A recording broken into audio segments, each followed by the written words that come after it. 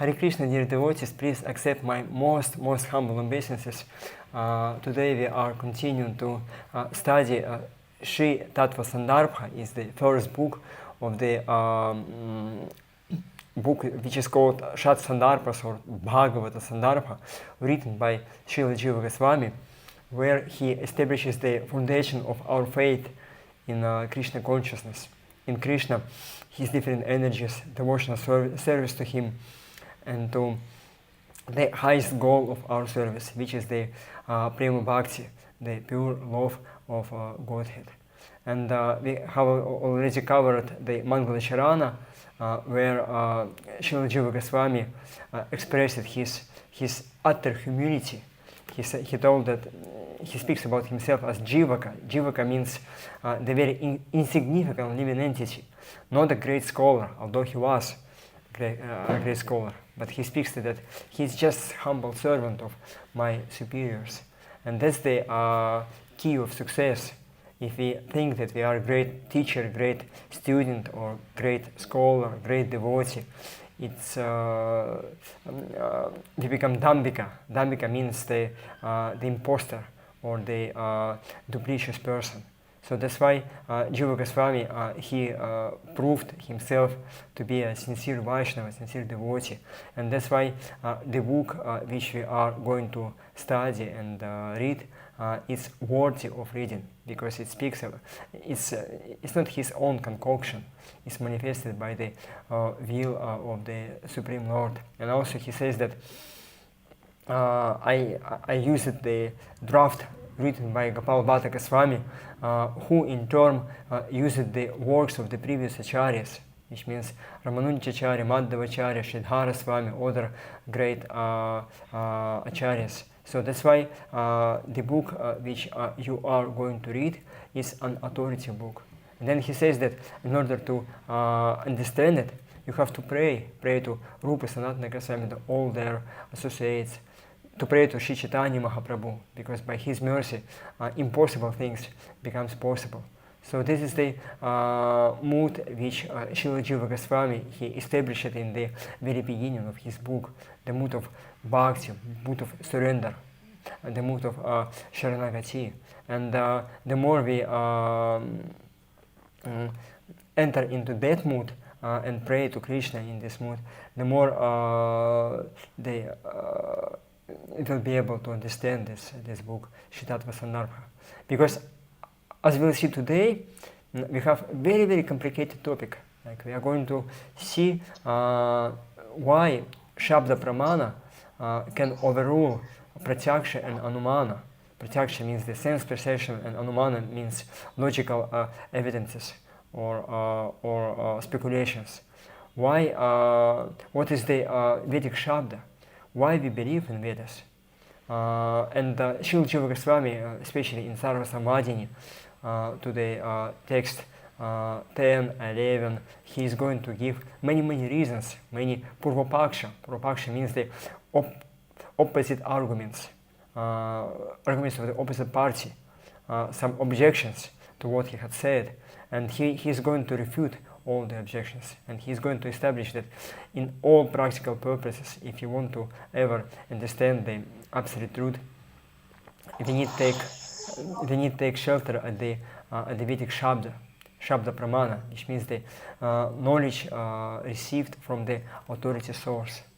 So let us follow the mood of Srila Jiva Goswami in the very beginning of studying Sri Tattva-sandarbha, our today's session also, to pray to our Guru Maharaj, to Sri Prabhupada, to all the previous acharyas, to Krishna, to Shri Chaitanya Mahaprabhu, to all the Panchatattvas, and to everyone who is ready to give us this mercy. As we said, we quoted this verse from the first canto of Srimad Bhagavatam, 1:1936, I think, where Parikshit Maharaj he praises Shukadeva Goswami, Yasham Smaranat Pumsam Sadyashit Hyanti Vaya Grihat, that just by remembering all those great saints, Sadyashit Hyanti Vaya Grihat, immediately our hearts, our houses, everything becomes purified.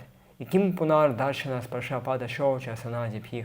What to say of if we can take darshan of such great saints, sparsh, touch them, embrace them, touch their lotus feet, wash their lotus feet, take Charanamrita, and then asana adipih, to ask them to speak about Krishna. And as we said, Yesham Smaranat, it means also Bhavya Prayoga. In Sanskrit, it can be understood in both ways. When we remember such great acharyas, or when they remember us, when they pray for us, our houses, our hearts becomes purified. And in Madhurya Kadambini, Srila Vishnu Chakravarti Thakur, he says that when one reaches this level of asakti, he has such a clear mind that he can practically see Krishna as he is, face to face. It's like a spurti. Krishna gives his darshan, he can speak with you, he can interact with you. So this is the result of the purified consciousness. And we want to purify our consciousness not just to become happy in this material world, like in the mode of goodness, which is the purest mode of guna out of three in the material world. No, we want to have our heart so pure that Krishna could reflect in our pure spiritual consciousness. And as Prabhupada Priyamataji yesterday, she quoted this verse, Satvam Vishudham Vasudeva Shabditam Yat Ita Tatra Pamana Pavritah Satvecha Tasmin Bhagavan Vasudavo Hyathoksha Namasa Pratyate. It is Lord Shiva, he says to Sati, his wife, in response to her argument that maybe you are biased, you don't like Daksha, therefore you prevent me to go to the Daksha Yagya. And he says, no, I'm not subject of this duality of this material world, hate or love, like or dislike. No, Satvam Vishudham Vasudeva Shabyatam. I always remain in the level of Vishuddha Sattva. Yet Eta Tatra Pumana Pavritah.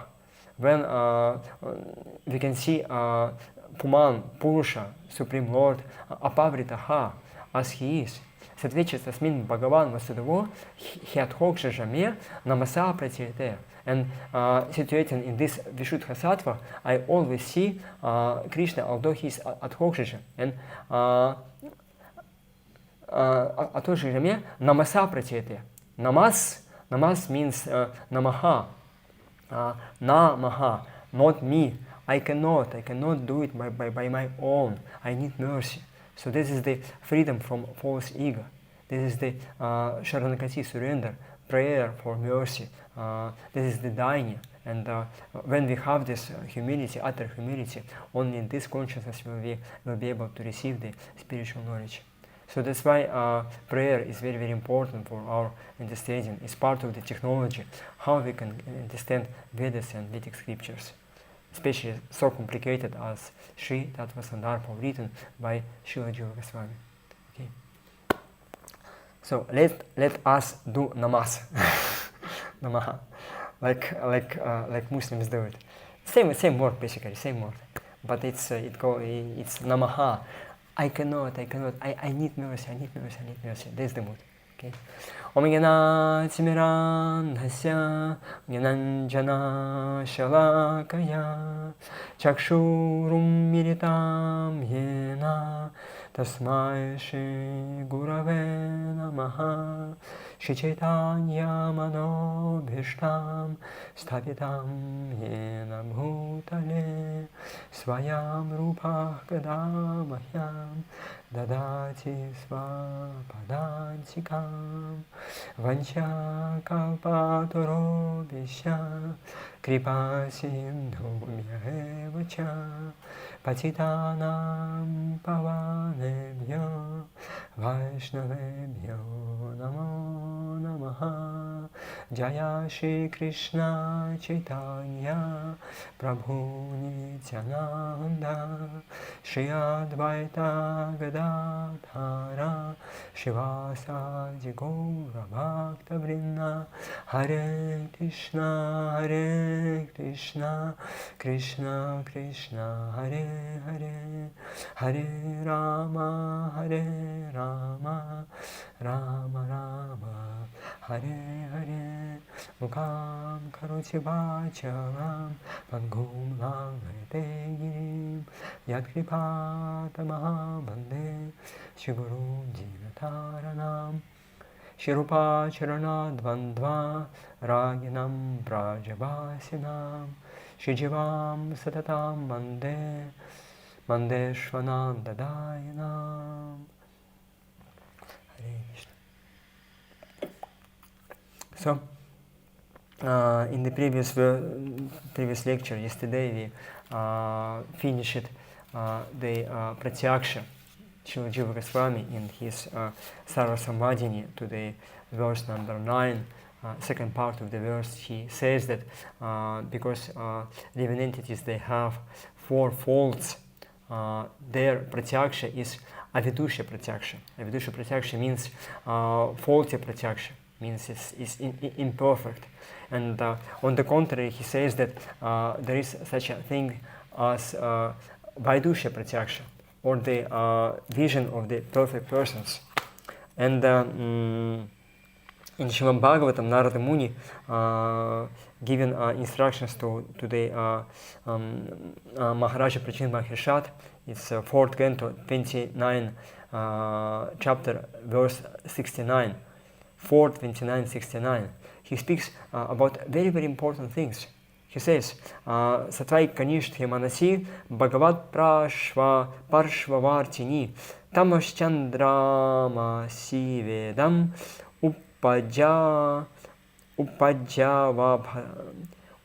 Uparajavabhasate. Krishna consciousness means constantly associating with the Supreme Personality of Godhead in such a mental state that the devotee can observe the cosmic manifestation exactly as the Supreme Personality of Godhead does. So basically we can see the material world or whatever is there by the eyes of the Supreme Lord. And he says that such an absorption is not always possible, but it becomes manifested exactly like the dark planet known as Rahu, which is observed in the presence of the full moon. And in the commentary to this verse, Srila Vishwanath Chakravarti Thakur, he speaks about the vision of Yashoda Mata. Like Kartika month is coming, and we are going to read about the childish pastimes of Krishna, Vrindavan and Vraja, Damodara Lila and so on. And one of the Lila is the Vishwarupa Darshan Lila, when Krishna shown his universal form in his mouth, when Yashoda Mata, she wanted to see whether he ate the glue. And Vishwanath Chakravarti Thakur, he says that when Yashoda, she saw this universal form in the mouth of Krishna, it was Vaidusha Pratyaksha. It means that she saw it as Krishna sees. Basically, with his eyes, is the perfect vision of the perfect person. And you know that she is the Nitya Siddha, she is the great Vaishnavi, she is the one of the eternal associates of Krishna. So if you follow the footsteps of such a pure devotees, we can also, like we have full moon, or we have a new moon, or we have different stages of the rising moon, or like in different way this effulgence of the moon can manifest. In the same way, from Shraddha to Prema, when we follow this path of devotional service on the level of Prema, we can see things as they are. So it's possible, and this is the Vaidusha Pratyaksha. And we quoted yesterday the verses from the 1st canto, 7th chapter of Shrimad Bhagavatam, where Bhakti Yogina Manasi Samyak Pranihitaya Maria Pashat Purusham Purnam Mayam Chatada Pashayam. When Srila Vyasadeva, he saw the absolute truth as it is. Purusham Purnam, Purna Purusha. Krishna as he is, and also Purna means along with his eternal energy. And Mayam Chatada Pashayam. And he also separately saw the Maya, his inferior energy, which is under Krishna's control. Yaya samohito jivat manam trigunatmakam paropi manuted nartham tatkritam chapibhajate. And also he saw the living entities, which are, although spiritual by nature or superior by nature, but they are under the influence of Maya. So this is the result of having this perfect vision, Vaidusha Pratyaksha. And we also quoted this verse which Srila Jiva Goswami is going to bring later on in the Sarva-samvadini. Yuganten tarhitam vidam sichihasam maharshinaha liphere tapasa purvam anugyatak svayam huva. When some part of the Vedic scriptures is missing, Lord Brahma or his or acharyas, seeing the necessity to manifest some part of the Vedic knowledge, they order great saints, great devotees to perform tapasya, to perform devotional service, and then lephere tapasa purvam. And then, because of that, those parts of the Vedic literature they become manifested. So this is the key of success. First of all, we have to be ordered by the spiritual master. Then we have to practice tapas, which means the very intense, pure devotional service. And then, if Krishna agrees, if Krishna is satisfied with you, he can give you perfect vision, so that you see things as they are. And that's the Vedic methodology of success. So this is the Pratyaksha, and Srila Jiva Goswami he said that you might see that maybe if we see something imperfect, but if we collect many different persons who can provide some part of the perfect vision, so in that way by Pratyaksha we can see also things as they are. But then he argues that it's not possible to bring everyone together in one place, so that even if one person whose vision is necessary for the full picture, if he is missing, we won't get the full picture of the object which we want to understand or to see. So that's it's impossible. And also he says that if we have a council, like many persons who are seeing things in the same way, it doesn't mean that their vision is perfect. They can be mistaken. And he speaks about different religions or different schools of philosophy, where many people, they believe in that philosophy. But this is wrong, because the collective vision is not always perfect. So that's why he's going to bring the same thing regarding the logic. He says, describing Anumana, he's quoting from the commentary of Shankaracharya to the Vedanta Sutra, where he says that it's not possible to bring all the logicians of the universe all together, and especially not logicians or sages from the present time, but some sages from the past.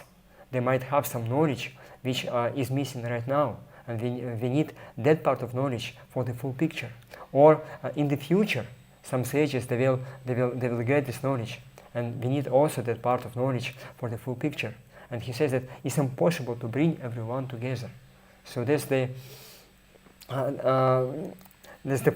problem with the councils. Like sometimes we see that one person might be imperfect, but then we make a council, spiritual council or the Brahmanical council, whatever. But it's not automatically that this council can provide you a full picture, like full understanding of the knowledge. It's not always like that. If the members of the council, they are conditioned in the same way, if their vision is imperfect, we might not be able to get the full picture of the knowledge. So that's the problems with the Pratyaksha. And Jiva Goswami, he also speaks at the very end of this description of the text Sarva-samvadini to text 9. He says, furthermore, knowledge derived from sensory perception is inadequate for acquiring spiritual knowledge. Like you might be able to see material things as they are, but it doesn't mean that you can get the spiritual knowledge just by senses. He says, animals and other species have senses, just like intelligent humans. And sometimes their senses are more strong than our senses. In the 4th canto of Shrimad Bhagavatam, I'll just find this verse. In the 31 chapter, Narada Muni, he says, speaking to Prachetas,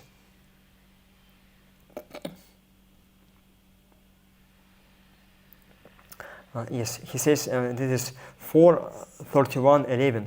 Shrutina tapasa vakim vachubhishcha chitta vrittibhihi buddhya vakim nipunaya balinendriya rathasa. Without devotional service, what is the meaning of severe austerities, the process for hearing, the power of speech, the power of mental speculation, elevated intelligence, strength, and the power of the senses?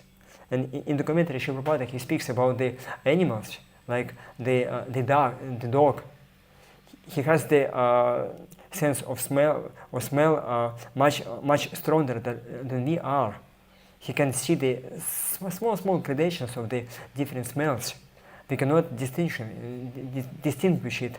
Also, the eagle, he has very strong eyes. So just animals, they also have senses. But then Jiva Goswami says, we see that animals and other ignorant forms of life accept and reject what is desirable and undesirable by seeing, smelling, and so on. These creatures, however, achieve nothing spiritual. They can see everything in this material world, but they won't be able to get spiritual knowledge. We also see that very young children can acquire all sorts of knowledge simply from the reliable word of their mothers, fathers, and so on, teachers. Whereas children kept in seclusion, without being told anything, become dull and speechless and fail to achieve anything practical. So they just remain like animals. Like we see that some children, when they are being raised by the animals, they just grovel. They cannot walk properly. They cannot speak properly, although they have all senses of speech, senses of seeing, and so on. Why? Because they miss the education, which is kind of shabda, which means the knowledge spoken by the authorities, and especially spiritual shabda. No animal can provide you spiritual shabda. No animal parents, how to say. So that's why Jiva Goswami, he says that yes, pratyaksha is usable, but it's not proper to get a spiritual knowledge. It's inadequate for that. And then, but still, he's not completely rejecting this pratyaksha, because he gave an example. For example, in the practical life, when we see that we have ice, and then we put fire, and ice start melting. This pratyaksha is proper. Or we have this different kinds of physics. We have nuclear physics, we have ordinary physics. Ordinary physics, which deals with the different strains, like forces. One force multiplied to another force. We can use it. We can create so many machines by using just normal physics. But then you have nuclear physics, which is completely different. Different laws, different phenomena are being described by the nuclear physics, and it's abstract for us, and you won't be able to explain it by just normal physics. In the same way, pratyaksha is usable for the ordinary activities, but is useless for the acquiring spiritual knowledge, material pratyaksha. And then, speaking about the vaidusha pratyaksha, is the pratyaksha which is impelled by the spiritual energy. Like in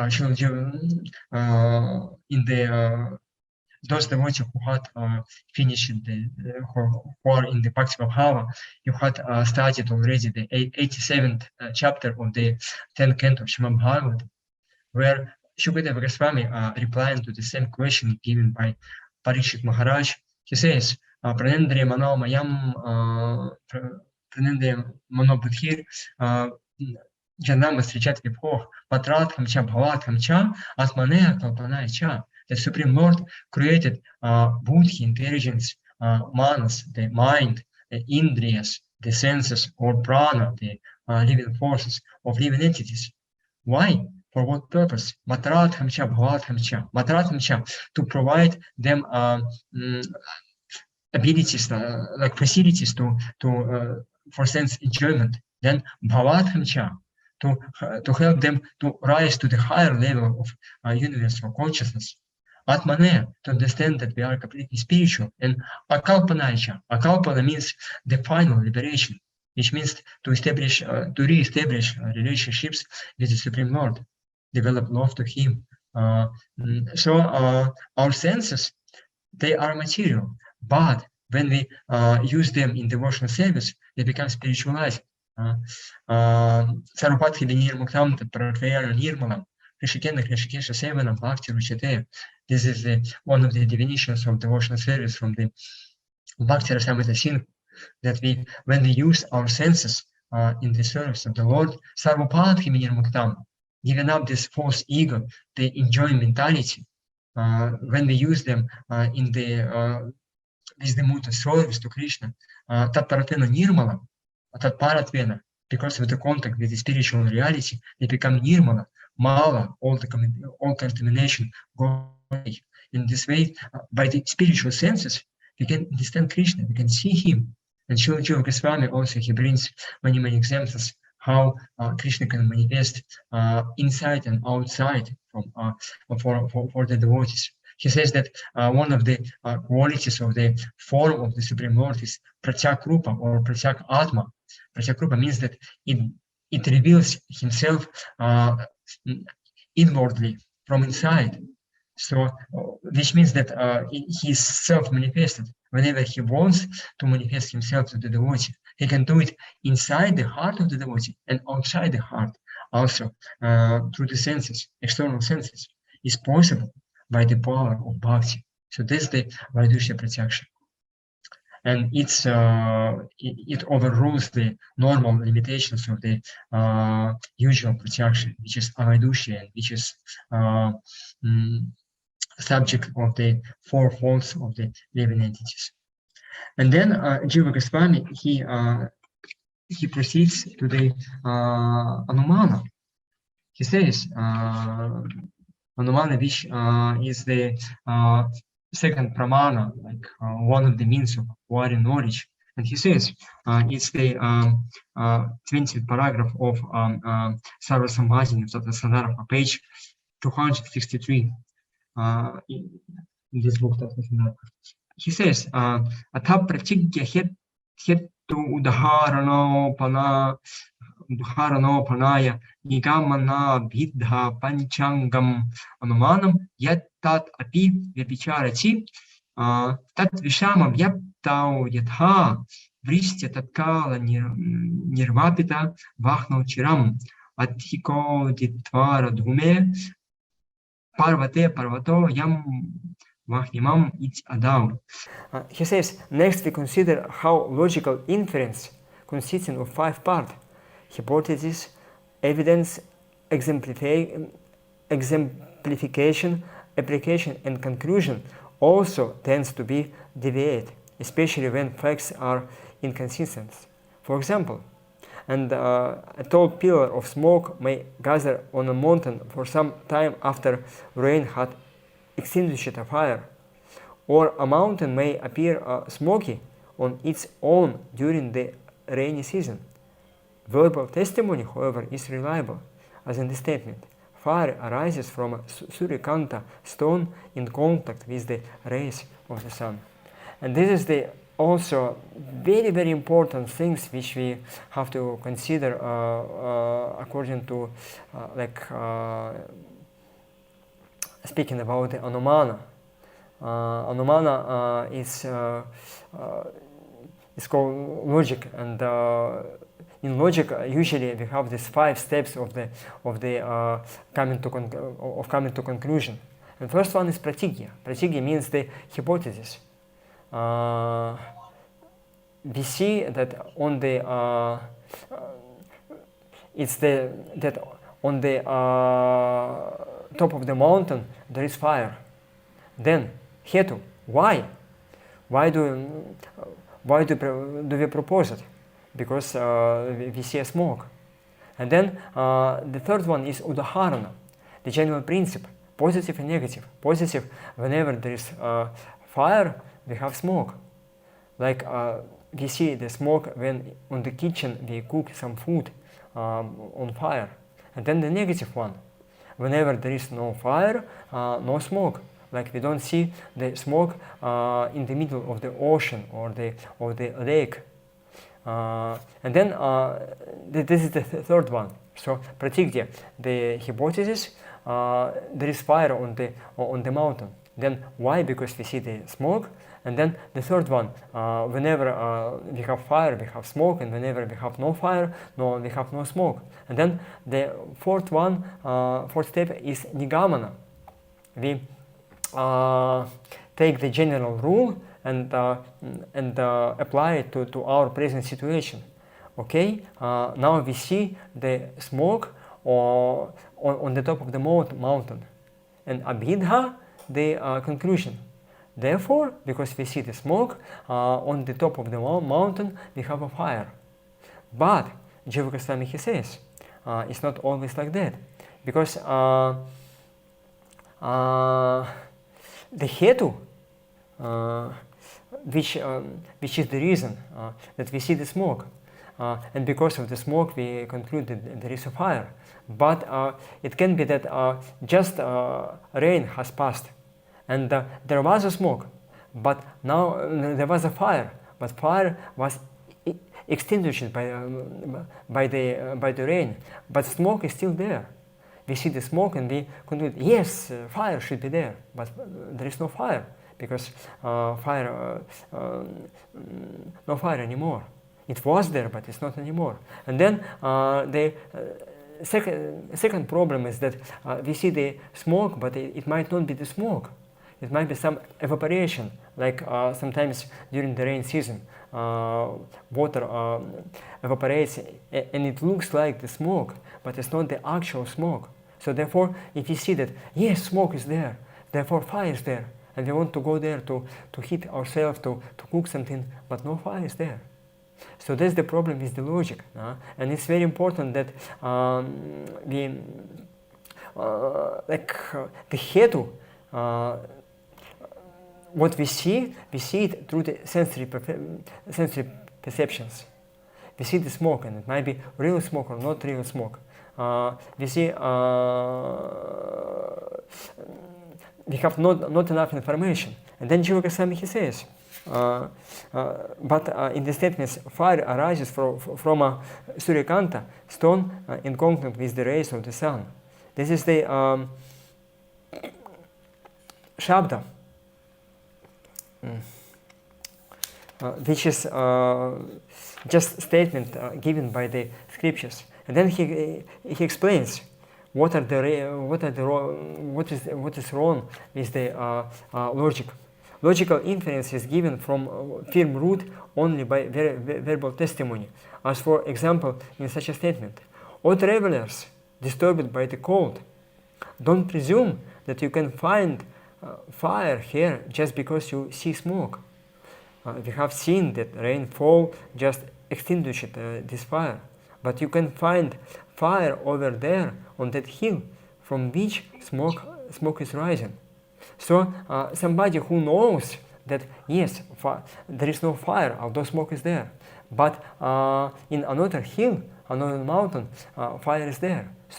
So he, because he knows, he's got a perfect knowledge. This is the Shabda, knowledge which is received from the authority. He says that yes, there is no fire on that mountain, but fire is there in another mountain. And then he says, and here there is but a false appearance of smoke, and so there is no fire. The real fire is over there. So he says that you might see it as a smoke, but it's actually not a smoke. He knows it, and he just gives you advice. This is the Shabda. And then somebody may say, Jiva Goswami continues, because the smoke was only a semblance of the real thing, the reason for the inference was already invalid by the fault called Svarupa Siddha Hetvabhas. And so there was no deviation from the principles of valid inference. After all, there is a similarity between real and false smoke. So we see when one's eyes burned from the vapor of a poisonous hill. So he says that actually no problem with the logic. Problem was because the very hetu, like reason why you came to that conclusion that fire is there, the reason was faulty. And in Tarka-sangraha or in Nyaya system of logic, it's called Svarupa Asiddha Hedvabhas. Like different, if you make an argument on the basis of the first presumption, and then if this very first presumption is wrong, the whole chain of arguments also becomes wrong. So that's why he says that just here in the inference, why we didn't come to the proper conclusion, because it was het abhas, Svarupa Siddha. Svarupa Asiddha means that the hetu was already faulty from the very beginning. But if we find the proper hetu, proper reason, like if we establish it in a proper way, in this way the logic is useful for our purpose. And then Jiva Goswami says, in response we say, yes, because smoke and so on are not actually present everywhere they seem, and because real smoke may possibly also arise the moment vapor had arisen from a hill. Like we say that yes, just a vapor, it's not real smoke, but then fire, real fire appeared, and real smoke also appeared, and you thought that it's not real smoke, but you had mistaken. Or because some other strange phenomenon may occur, we cannot ascertain for sure whether the smoke, which may be real or false, indicates the presence or absence of fire. So basically he says that just by it's impossible to find the proper hetu, and it's the hetu, the reason why we start this chain of arguments is that we see something, but we might see only partial things. We might see not the full picture, and basically it means that we have to improve the hetu. While from one side we saw, then another side, we have to get information. The more information we get, the more we refine the hetu, and the more opportunities for us to conclude, to come to the right conclusion. So this is the approach of scientists. They make some experiments, they define some laws of nature, and according to the knowledge they have, they come to some conclusions. And basically that's what Jiva Goswami says, that logic completely depends on pratyaksha. And pratyaksha, if it's faulty, if it's not real, the whole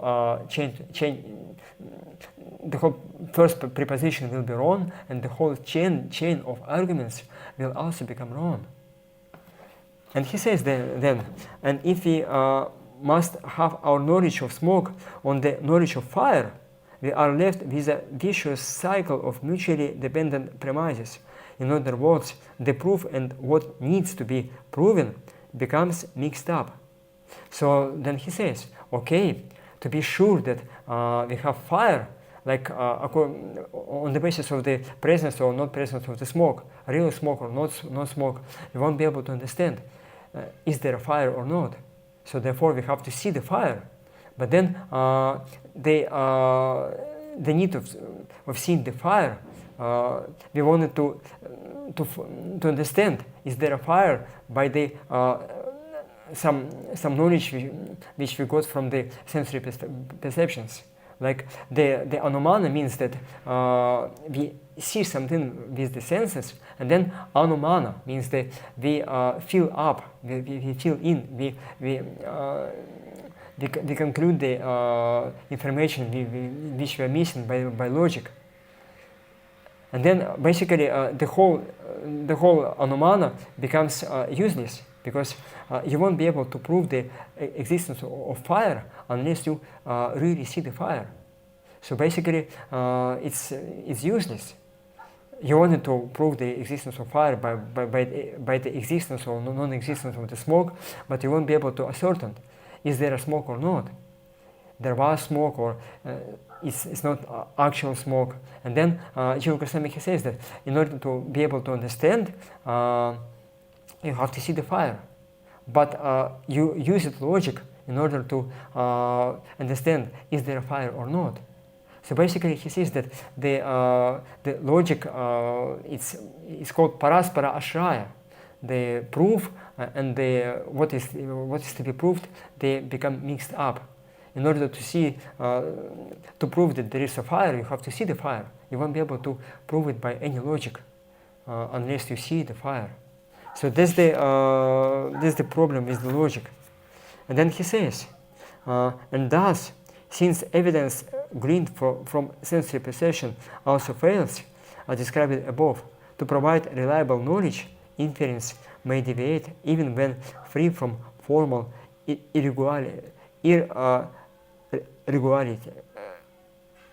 regularities. I'm sorry.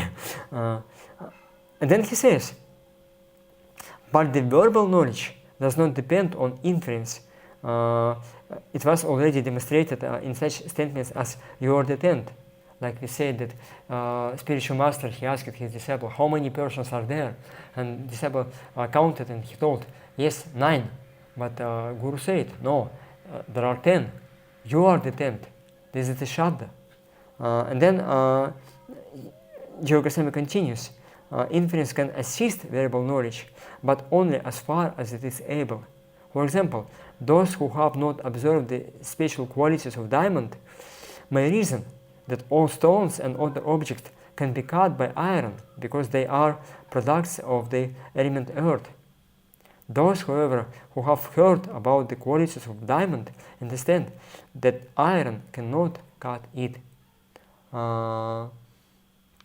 Like diamond, it's very, very hard. It's much more harder than iron.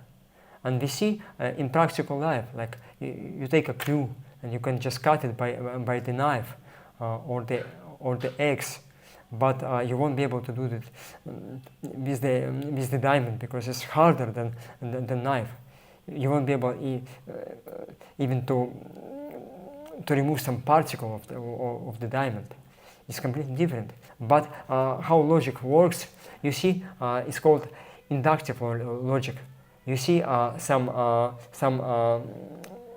particular things, like cases, like you take knife, you cut one, things is cut, and another, second, third, fourth, and then you come to conclusion that everything things can be cut by knife, but then you come to the diamond, and it doesn't work. Why? Because you came to the wrong conclusion by logic. You didn't get all information. But if somebody says you that no, it's not like that, it's Shabda Pramana. Diamond is different from whatever you have seen in your life. It's harder than knife, so you won't be able to cut it by the knife. That's the Shabda. And therefore Jiva Goswami says that in some practical usage, logic can be useful. But then in some cases, but it's not absolute. Shabda can overrule the logic. And then he says, Vedic knowledge can overrule inference, as shown in the statements. A limb burned by fire is cured by being burned by fire. Angam vahni tapen samyati. Like you have some, if you have burned your hand, and then Ayurvedic medicines is also have the quality of the fire, and you might see why you should apply ice not the fire, which is also hot, but actually this is the treatment. And this is the how Shabda, person who knows that fire can be cured by the fire, person who knows, he can tell you, but by logic you won't be able to understand how it works. You see, because logically is to apply not the hot things, but cold things to counteract the burns which you have in the hand. So that's why Jiva Goswami says that Shabda can overrule the Pratyaksha, the Anumana, and also substances like ginger assume qualities like sweetness when cooked in the fire of digestion. It's also by logic you won't be able to understand how it works. But then somebody who knows it, he just tells you, yes, it's like that, and you have to accept it. And then he says, a fact established by verbal knowledge cannot be counted by inference. This is shown, for example, by the statement, this single herb eliminates the imbalance of all three humors, like doshas, is the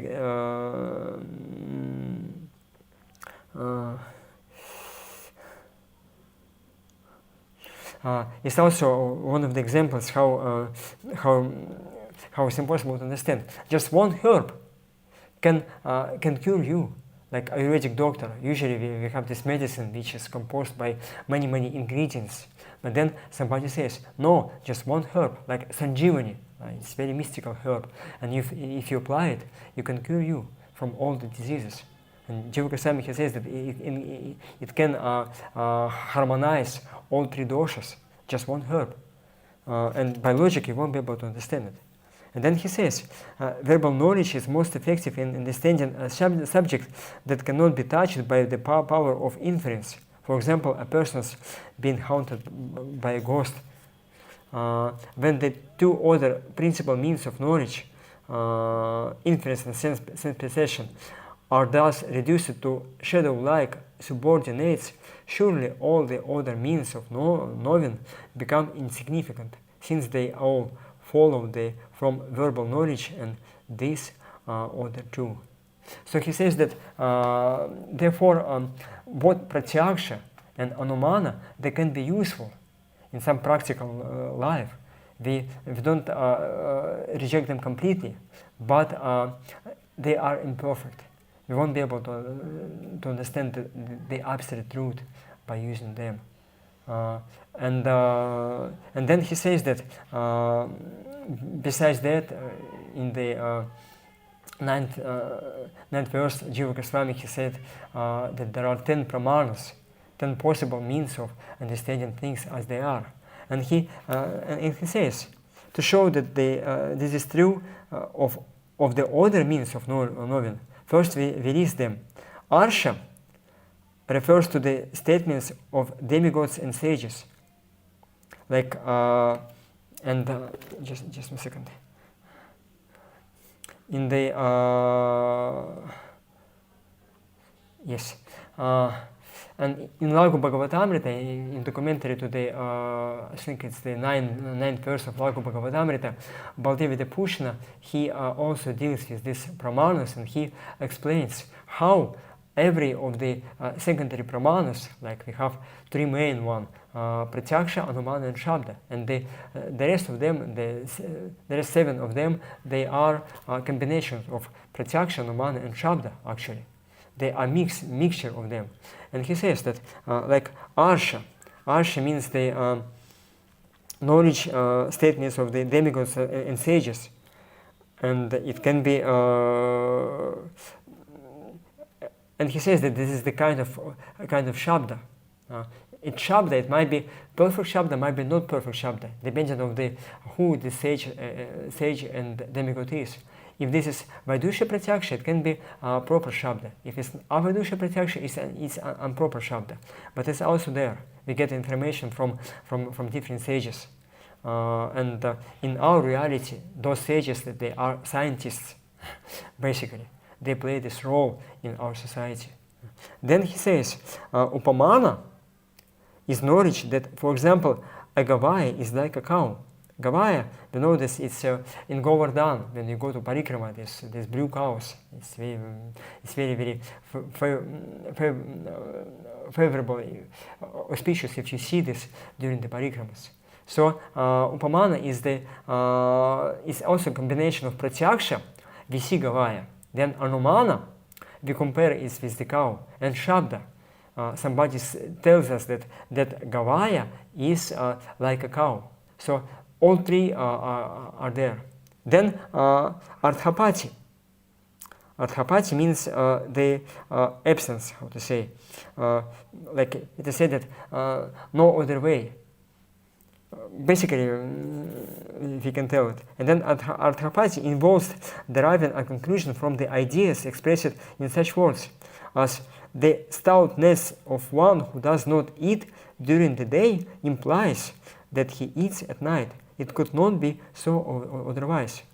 And it's very, very famous Vedic statement that Devadatta, he is very fat and he's not eating during the day. So arthapati means that he must be eating during the night.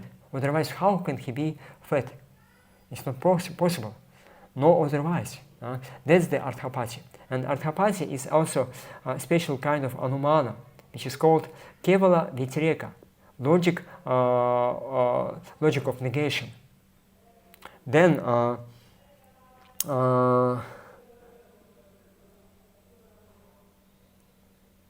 abhava is the form of evidence that a port not received is therefore not present, because the senses cannot perceive what they do not come in touch with.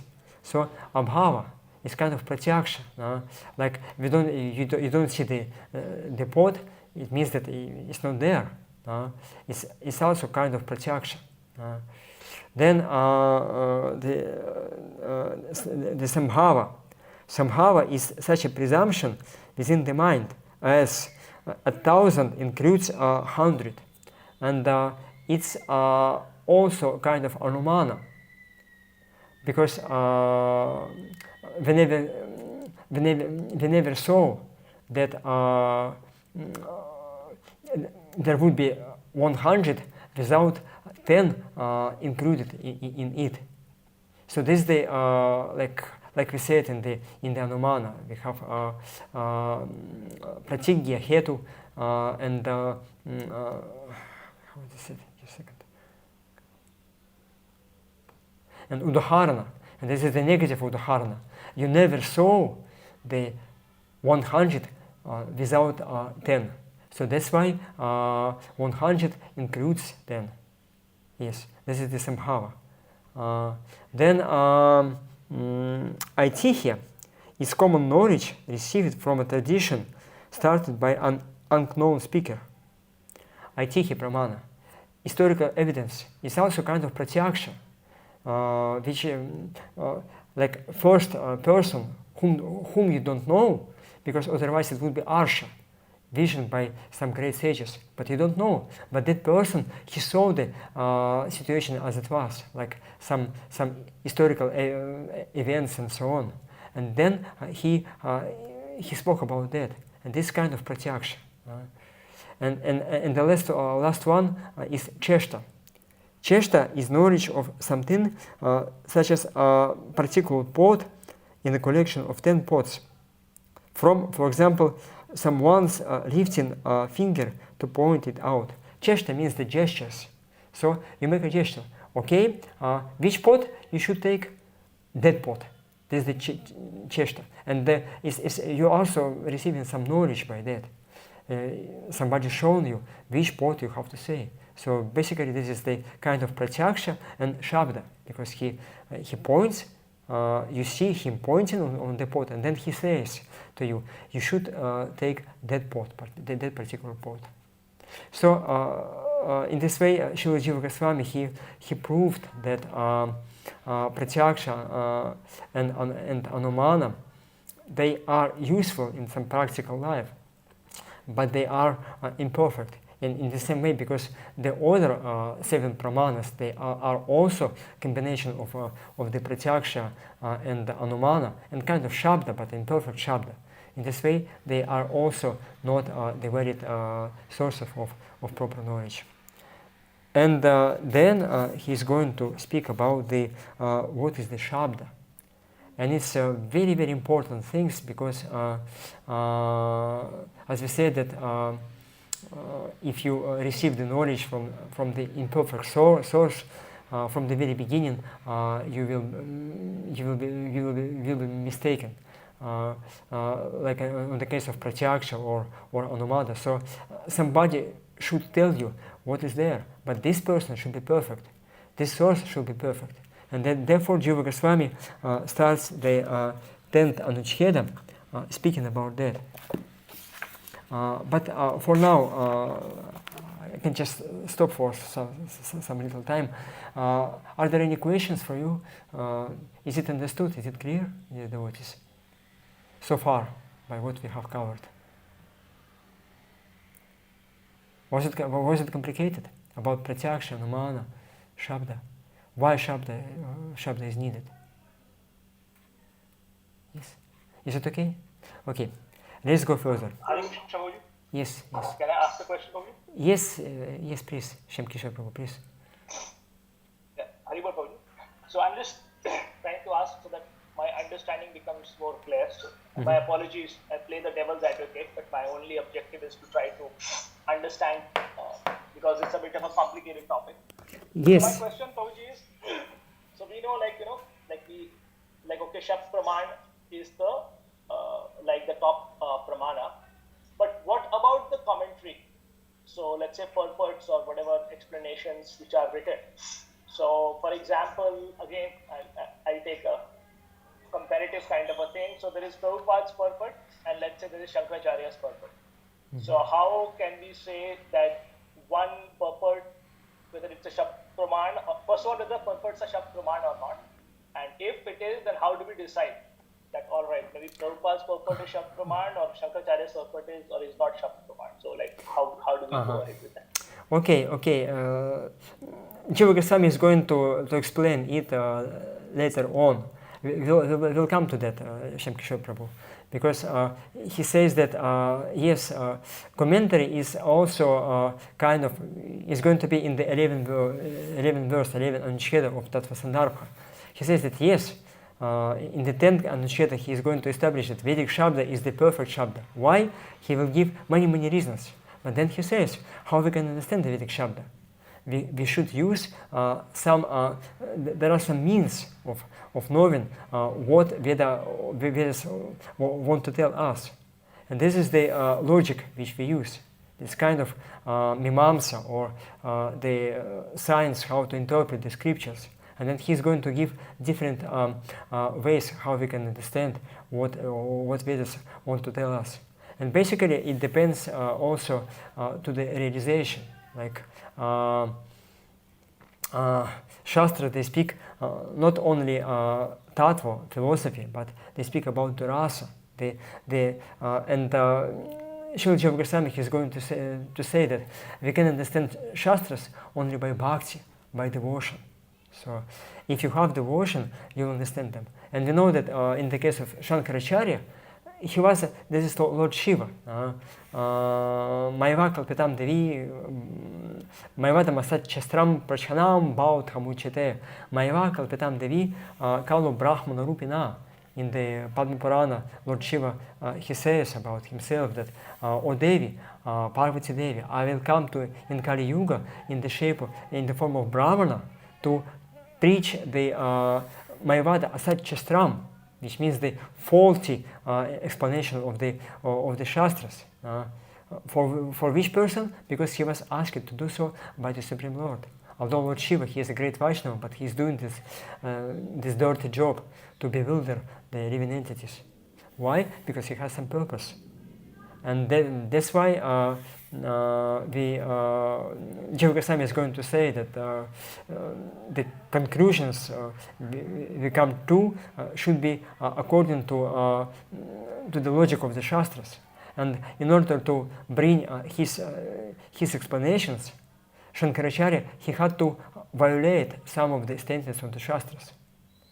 Instead of Parinamavada, he invented the Vivartavada. So he gave his own explanations. Or, for example, if you see, like we speak about the different commentaries, and one of the new Vedantists, very recent person, is Sri Aurobindo Ghosh. You might have heard about him. And he also translated Bhagavad Gita, and he wrote a commentary on Bhagavad Gita.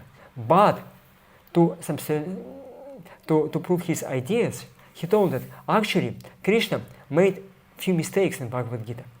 So he corrected Krishna in Bhagavad Gita. He told that this is the wrong things which Krishna told. So that's why if you actually understand the Shastras as they are, and Uttamatikari is the devotee Shastra Yukta Chanipunoa, one who knows the internal logic of the Shastras, not by mind or intelligence, but according to the rasa, inside, from inside. Such a devotee he can understand not just what is said in Shastras, but why it is said so.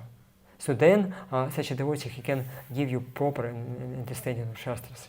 Bhakti Mama Bhajanati Ivana Chasme Tattva-sandarbha. Krishna says that only by devotion you can understand me as I am. And Shastras, they are not different from Krishna. Actually, they are speaking about him, and they have the same spiritual nature.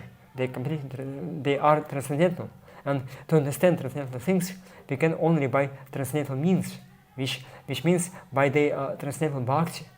So only devotee can understand Shastras as they are. And whenever we come to the conclusions of some bogus persons, or Shankaracharya, who is not a bogus person, but he did it purposely by the order of Supreme Lord, he corrupted the real meaning of the Shastras. So this understanding is not proper. And devotee, he can see the faults in such explanations, and he can correct it, given actual knowledge. This is what I can tell you right now, and as we go further, maybe I can give some more arguments. But is it understood now, Shankishar Prabhu? Yes, Prabhuji. I'll wait for the 12th verse to be over, and I'll revisit this question because I have more questions on this, but I will ask after the 12th verse is done. Haribol Prabhu. Yes, thank you. It's a very important question. Thank you very much. Much Prabhupada Priya, please, what is your question? Hare Krishna. So you presented these other pramanas, some of which are in the category of pratyaksha, some anuman, some shabda, and some a combination of all three. Yes, yes, it's kind of varieties of all the three. Basically, it's mixture of the three pramanas. Okay, but before that, you were pointing out that pratyaksha and anuman were not perfect because they're inconclusive, even materially, what to speak of in trying to understand the absolute truth. Mm-hmm. So these other pramans that you just presented, are they also not reliable evidences? Yes, exactly.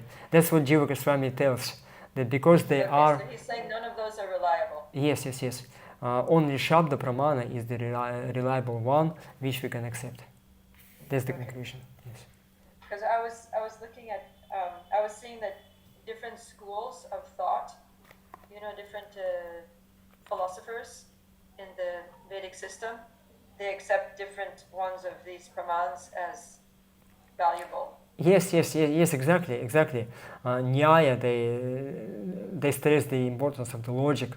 They just make it perfect. Like for example, I'm using this book also, Tattva-sandarbha, which is the very nice book. It's one of the most studied books in the Vedic literatures, because it's very viable, like it's very perfect logic. And this Srupa-siddha hetva-bhasa or parasparashaya, it comes from that. Srila Jiva Goswami, he was studying Tattva-sandarbha also himself. It's part of the Vedic education, but only by logic you won't be able to understand Krishna as he is. Yes. So as Gaudiya Vaishnavas, are we saying that the only really reliable way of knowing is Shabda? Yes, but also Pratyaksha and Anumana, they can assist Shabda. That will be the conclusion by Jiva Goswami. Because we receive Shastras by hearing, and it's also Pratyaksha. Without hearing, you won't be able to receive it. Or you understand it also by logic, And then Jiva Goswami he makes what is the scope of logic in our practical life. So it's more subtle. It's not just only Shabda, but Shabda combined or being assisted by Pratyaksha and Anumana.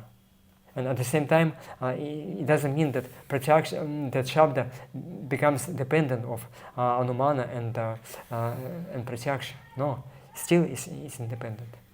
It's assisted by it. Yes. But then for us, because there's so much dependence on Shabda, we have to really make sure, because some of these are in the category of Shabda. Like Arshya, the statements of the demigods and sages, is also Shabda, but it may not be perfect.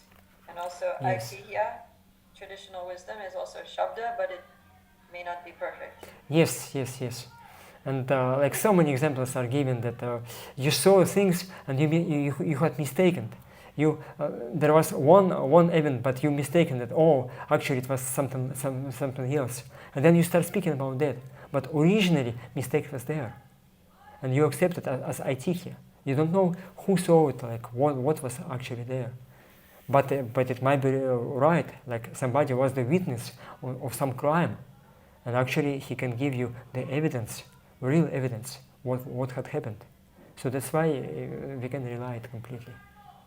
Yes. Okay. Thank you. Muralidhara Shyam Prabhu, please.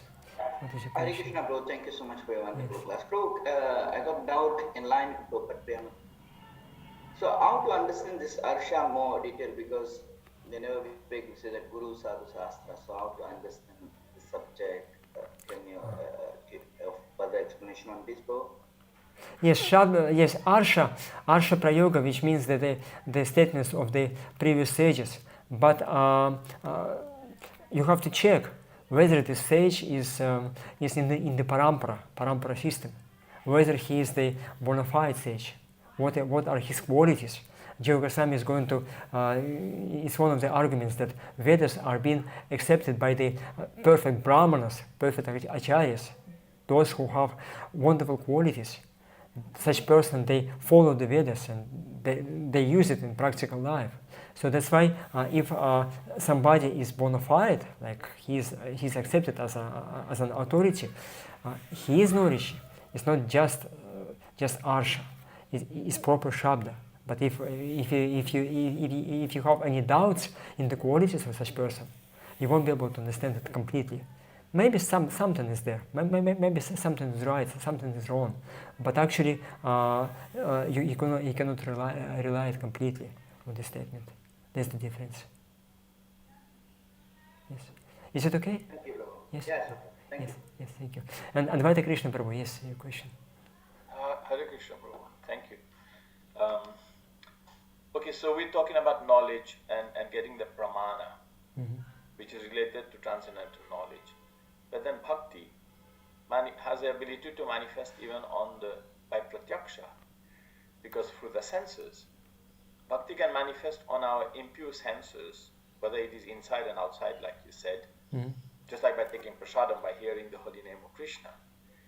So even if you don't have that proper knowledge, so to speak, which is being presented as obtainable by shabda, and as we follow the path of bhakti, what is your relationship therefore in terms of that bhakti that can manifest without even pramana on the impure senses of the jiva, as it is explained in the Nectar of Devotion in the Purva Bhag. So how do we reconcile those two? Yes, bhakti is svatantra. It can manifest in any situation. And Jiva Goswami, he brings the examples in the Tattva-sandarbha, like this dog who had killed the bird, and then he just circumvented the temple 3 times with this bird in the mouth. And then the bird died, and Krishna took it as the bird, she did parikrama around the temple. And she's got the spiritual form and went to the Vaikuntha Loka. There's the bhakti, or different, many examples have been given. And also, Srila Prabhupada in one of the commentary, he says that one may do everything according to the shastras, all the rules, regulations, practice in sadhana bhakti, but bhakti may not manifest in his heart because it's Svatantra. And what is the role of the Shastras in our life is to understand what Bhakti Devi likes and what Bhakti Devi doesn't like, to increase our chances to get her mercy. That's how Vishnu Chakravarti Thakur explains it in Madhuri Kadambini in the first chapter. And Bhakti Devi is Svatantra, but still, because she is like Krishna is person, and Bhakti Devi is also a person, and she doesn't like when you commit offenses or you act improperly, when you have this anadara, non-respect to Krishna, if you don't know what Krishna likes, what Krishna doesn't like, if you just act as you like, she doesn't like it. There is some culture, like some kind of proper atmosphere in the spiritual world, and if you break these rules of the spiritual world, Bhakti Devi doesn't like it. Therefore, she's not entering in your heart. But if you know what Krishna likes and Krishna doesn't like, what Bhakti Devi likes, what Bhakti Devi doesn't like, it will increase your chances that she will enter in your heart. She might not enter even if you do everything properly, but chances increases in your life. So that's why there are two kinds of bhakti: Laukika Shraddha and Shastriya Shraddha. And Shastriya Shraddha means that Shraddha based of knowledge what Krishna likes and what Krishna doesn't like. You see? This is important. I like that very much, because sometimes we think that bhakti doesn't require the support of jnana. But then it does in a sense, because unless you have the proper knowledge of what she likes, which is based on knowledge, then in that sense, I think bhakti doesn't require, but we require the jnana to do.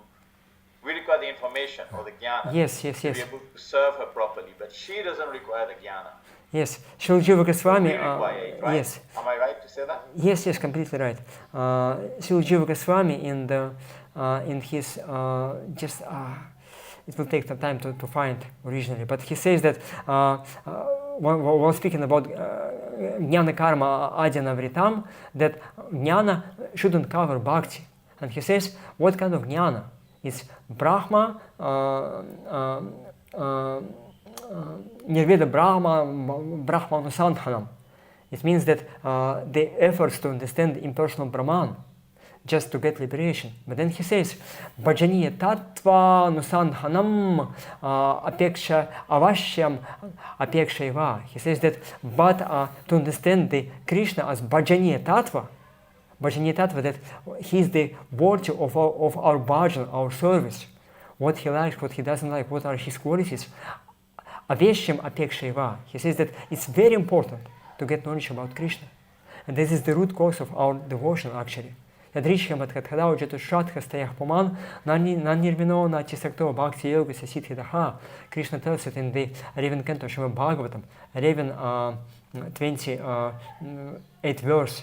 Yadrishka, but if by great mercy of the Vaishnavas, Jiva Goswami explains, Parama Svatantra Bhagavat Bhakta Sangha Tat Kripa Jata Mangalo Dayena, by the mercy of the Vaishnavas who are Parama Svatantra, who can give you mercy and cannot give you mercy. Like they have this right given by Krishna to give it to somebody and not to give it to somebody. But if they give it to you, Yadrishka means that you get this mercy. And if you, by this great mercy, get the attraction to Krishna Katha, Yadrishka Matkatkhada Jitu Shradha Tayas Puman. If you are not too much renounced or too much attached, Bhakti Yoga is Siddhitaha. You will get the perfection in Bhakti Yoga. So that's why our Bhakti, Jiva Goswami calls it in the commentary to 126, that he calls it Shravana, Kirtana, Lakshana Bhakti. Bhakti which is based on Shravana and Kirtana. Hearing Krishna Katha about his qualities, that knowledge which is given by pure devotees. Devotees who are not just speaking about Krishna, but they give you their anubhava, their happiness in relationship with him. They serve Krishna. They feel so much inspired to serve him. And this inspiration is being transmitted by the voice of the Vaishnavas. And that's why you get two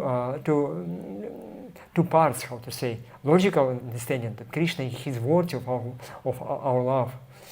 what he likes, what he doesn't like, how his devotees are serving him, how he reciprocates to his devotees. And then the second part is this anubhava, or happiness, which devotee feels, the speaker of Srimad Bhagavatam feels by his devotion. And he gives you this hladini shakti, this energy of happiness. And unless you but get... But in the beginning, Prabhuji, in the beginning, we start with Lokika Shraddha. You know, we see other people doing, and then we follow and we do. Yes. And then we get the taste, and then as we study, we sit in Bhagavatam classes, then we get Shastriya Shraddha. Yes, you know? yes. So basically, it also means that even though the Lokika Shraddha or the Lokika Bhakti or the knowledge based on those parameters of popular. Lokika means maybe popular. Something that is popular. You see people doing, then you go to do. You see people chanting, you go and chant, and then you also get attracted. So, but yes.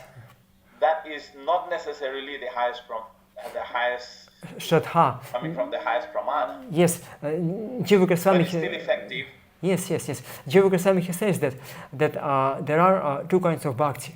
Just mixed bhakti, or just common bhakti, and then akinchana bhakti, or svapashidha bhakti, or the uttama bhakti. And he says that for the common bhakti, there is no need of shraddha, of faith. Oh. You see? He says that anybody can start practicing common bhakti, but in order to upgrade yourself to the uttama bhakti, you need the shraddha. Okay. He says that it's not the part of the bhakti itself. It's part of the atikara, or qualification of the practitioner. It's very important. It's the 172 and the shadow of Tattva-sandarbha. He speaks about that. You see? Thank you. Yes. Hare Krishna. Thank you. Nice, clear. Nice, very nice. Yes. I've been studying that myself, because I want to practice uttama bhakti, not just some lokika shraddha, common bhakti, because everybody do it, and I also do it. It's very common. Rupa Goswami talks about uttama bhakti. No? Yes. Rupa Goswami, he wants to give us the higher things, not just some kind of some usual bhakti, normal bhakti, but the higher bhakti. You see? Yeah. Okay. Bhakti uttama. Yes. Okay. Thank you. Yes. Okay, so let's go further. I'm sorry.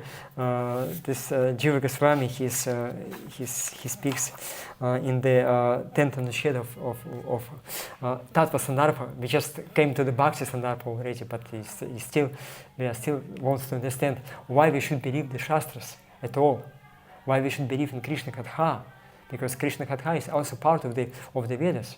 Otherwise, if it's somebody spoken about Krishna, why shall we take it serious? Otherwise, that's why it's important part of the sandarbhas, to make a foundation of our faith. So therefore, Jiva Goswami, he says in 10th Anusheda, Tata stani na pramaniti, na pramanani. Therefore, he says that beside Shabda, all the pramanas are not useful for us, for the achieving the highest knowledge. And then he says, Anadisita sarva purusha paramprasu sarva lokika jnana nidana tvat aprakrita vachana lakshana veda eva smakam sarva tita sarva shraya sarva chintya shcharya svabhavam vastu vividisatam pramanam. He says, therefore, these are not reliable sources of valid knowledge. We want to understand that object which transcends every sin, which is the shelter of every sin, and whose wonderful nature no person can conceive or imagine. For this, he gives 4 reasons of what we want to understand. Krishna is superhuman. He's completely different from whatever you might see or understand. And just a second. And he says that the absolute truth is sarva achita, the highest, is the highest truth. Nothing is there. Krishna says that matah prataram nanyat kinchita sthit hananjaya. There is no truth higher than me. Sarva achita. Then sarva ashraya. Sarvashaya, which means that which is the source of every sin, the shelter of every sin, which supports every sin. It's not just something material. It's completely different. Then Sarva Achintya Swabhava, which is completely Achintya, ununderstandable, like Achintya, inconceivable practically. Achintya means that it has some opposite qualities, like black and white, good and evil, and so on. In Rig Veda it is said that Supreme Lord, Supreme Absolute Truth is Vamanihi, which means that it embodies all contradictions, all possible contradictions. You see? So this is Sarva Achintya Swabhava. And then Sarva Aishwarya, completely wonderful. Aishwarya means the wonder. It's something unusual, not something which you have never seen. So that's why to understand that things, it's not possible to have some kind of shabda. It should be a completely different shabda. And he says that shabda for this our source of knowledge, for this our source of knowledge can only be the Vedas. The Vedas consist of non-material sound, and they alone should be our pramana, because from them have issued all departments of knowledge, mundane and spiritual, amongst all schools of human thoughts since time immemorial. So he says that Vedas, they are aprakrita vachana lakshana. They are transcendental. Like Krishna, he is transcendental. And also, like Jiva Goswami, he says that this is the Vedas, but actually he gives the qualities of the Vedic Shabda, which we accept. And yesterday, Shyam Kishore Prabhu, he was asking about what is the qualities of the authoritative religious system. It should be based on Shastras, and not just some material Shastras, but Shastras which have the same quality Jiva Goswami speaks about right now in this Nisheda. So it should be aprakrita vachana lakshana, composed from the spiritual words, not material words, spiritual sounds. Then sarva lokika alokikata jnana nidana, the source, the root of all material and spiritual knowledge. You might have some systems of thought which are very useful in practical life, like in material life, but they are completely useless in the spiritual life. Or you might have some spiritual knowledge which is not useful in the which you cannot apply in your practical life. Like we have spiritual knowledge about Krishna, about everything, and then we have our life. We have to go to job. We have to eat. We have to interact with the people, and it means that spiritual knowledge is not applicable in your practical life. So this is the sarva lokika, alokika, jnana, nidana. That should be complete knowledge in all areas of our life. Then anadi siddha sarva purusha parampara, knowledge which is the source of all anadi siddha sarva purusha parampara. All different systems of thought should be derived from this original source. That's the Vedas. Vedas, they are like in the 11th canto, 11:21-36. It is said that Shabda Brahma Sudurbatham Pranindre Manomayam Anantaparam Gambhiram Durvigahyam Samudravat. That just a second. The transcendental sound of the Vedas is very difficult to comprehend and manifest, and it manifests on different levels within the prana, senses and mind. This Vedic sound is unlimited, very deep and infathomable, just like the ocean. And in the commentary, it is said that such Vedic sound is Anantapara, because it comprehends all vital energies within the universe, like Pranendriya Manomayam. It's not just the sounds, but it's also subtle energies. They are included in the Vedic sound. There are different levels of sound, as it is described in the Shastras. in the Rig Veda especially. And it is said that it comprehends all vital energies within the universe and beyond, like spiritual energies, and thus undivided by time and space. Vedas are beyond the time and space.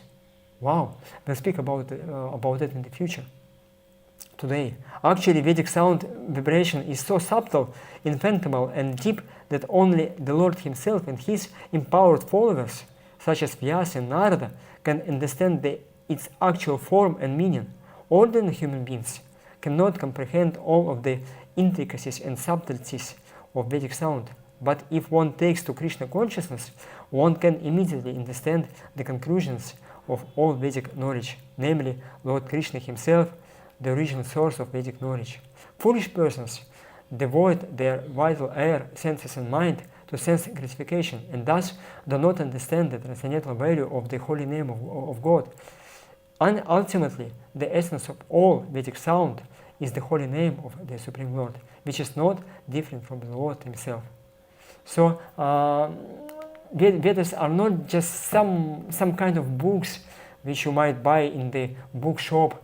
It's completely different. It has some different qualities, and therefore,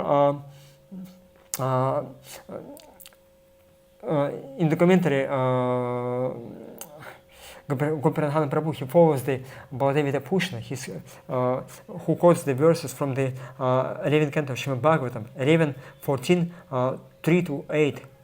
When Krishna, He Himself, speaks about the source of Vedic knowledge and how all other systems of thought manifested in this world. He says, Shri Bhagavan Vacha, Kalena Nashta Pralaye, Vanyam Veda Samnita, Mayadao Brahmane Prokta, Dharmo Vyasyam Madatmakam. The Supreme Personality of Godhead said, by the influence of time, the transcendental sound of Vedic knowledge was lost during the annihilation. Therefore, when the subsequent creation took place, I spoke the Vedic knowledge to Brahma, because I myself am the religious principles enunciated in the Vedas. Mayadao Brahmana Prokta Dharma Yasyam Madatmataka. Vedas, they are Madatmaka. Madatmaka means that they are not different from Krishna. Wow! It's not something external to Him. It's His Rupa Shakti, His internal energy. Actually, this is Him. Then he says, Tena prokta svaputraya manave purva jayasa tato brig adayo grinam sapta brahma maharsheha. Lord Brahma spoke this Vedic knowledge to his eldest son Manu, and from Manu, the 7 great sages headed by Bhrigu Muni then accepted the same knowledge. Then tephyas pitribhyas tat putra devadana vaguhyakaha Manushyak Siddhagantarvah Savidyadharacharanaha Kindevah Kinnara Naga Rakshah Kim Purushadayaha. From the forefathers, headed by Bhrigu Muni and other sons of Brahma, appeared many children and descendants, who assumed different forms as demigods, demons, and guhyakas, as human beings, siddhas and gandharvas, as Vididharas, Nacharanas, and as Kindevas, Kinnaras, Nagas, Kimpurushas, and so on. Bhakvyahtasham prakritayo rajasattva tamo bhuvaha yaphir bhutanit bhijante bhutanam pattayastatha yatha prakriti sarvesham chitravacha sravantihi. All of the many species in the universe, along with their respective leaders, appeared with different natures and desires generated from the 3 modes of material nature. Therefore, because of the different characteristics of the living entities within the universe, there are a great many Vedic rituals, mantras, and rewards. So Vedas, they are for everyone, different living entities with different natures, and everyone has some desires. Ekobuhonami Vedat Hasikaman. Krishna fulfills the desires of every living entities, and they can do it according to the Vedas. Veda provides for them the technologies how to fulfill your desires. And then, very, very important verse, the 8th verse. evam prakriti chitriat bidente matayo nrinam pramparyanake shanchit pashanda matayo pare. Thus, due to the great variety of desires and natures amongst human beings, there are many different philosophies of life which are handed down through traditions, culture, custom, and disciplic succession. There are other teachers who directly support atheistic viewpoints. So, because people are different, Vedas also reflect in their hearts. Therefore, there are different Nastikavada, which means the atheistic knowledge, philosophy. That's why different peoples and different religions, different thoughts of philosophy, like we have this Shaddarshan. Basically, it's the 6 approaches to the knowledge of the Vedas, and it reflects the particular desires of the living entities. And the founders of those 6 philosophies, they are great sages, but they embodies the original anartha, or original deviation, which is there in the hearts of many living entities who wants to enjoy in particular way. So that's why, because they have some particular desires, those sages, they give them some corrupt understanding of the Vedas. And thus the particular system of philosophy or the religion appears in this world. Basically, all the religions, they are partial manifestation of the complete knowledge which is there in the Shastras. Like Srila Prabhupada, he used to give an example. You have the vocabulary, English, Hindi vocabulary, for example. And there is some small vocabulary which have some entries, some words, some few meanings of the each word, and you have the big many volumes vocabulary. When you have many different words, and for each and every word you have many examples, many meanings. So that's the Vedas. This is the complete knowledge, as it is. As Jiva Goswami, he says that Vedas, they explain Krishna. Krishna is Achintya. Achintya means that he has different qualities, opposite qualities. And Vedas, they also explain his opposite qualities. But some particular system of thought or religion can take only one side of Krishna's qualities. Like, for example, in the Islam, they say that Allah has no material qualities. And that's the truth. But they don't stress that he has spiritual qualities, although it's also there. But mostly they say that he's not material, and you shouldn't impose material qualities of the absolute truth. And this is proper. It's proper vision, but it's only partial vision. You see. Therefore, Vedas, they give the complete picture of who Krishna is. Therefore, it is said Satyam Param Dhimahi. He is not just some kind of God, but he is the absolute truth. He is the Bhagavan. Bhagavan means the absolute truth along with all his energies. Sarvajna Brahma. Everything is, he is not different from everything which is there in the creation, in the spiritual world. But still, Sa Aisha Necha Nechatma. He is different from some of his energies. That's the full understanding of Krishna. Achintya Bheda Bheda Tattva. So this is what Veda says. And therefore, there are different philosophies. And that's why Srila Jiva Goswami, he says that from Vedas have issued all departments of knowledge, mundane and spiritual, amongst all schools of human thoughts since time immemorial. So that's how Jiva Goswami explains what Vedas are. And then in the let us go to the Sarva-sammadhini, to the Tattva-sandarbha, because he has given many important qualities of the Vedic Shabda, why we should believe to Vedas. And he's given many different like arguments of the Purvapakshas, of the opponents. And he says, in this way, we can conclude that variable testimony Shabda is the only certain means for acquiring valid knowledge. And having thus concluded, we should consider precisely what this Shabda is.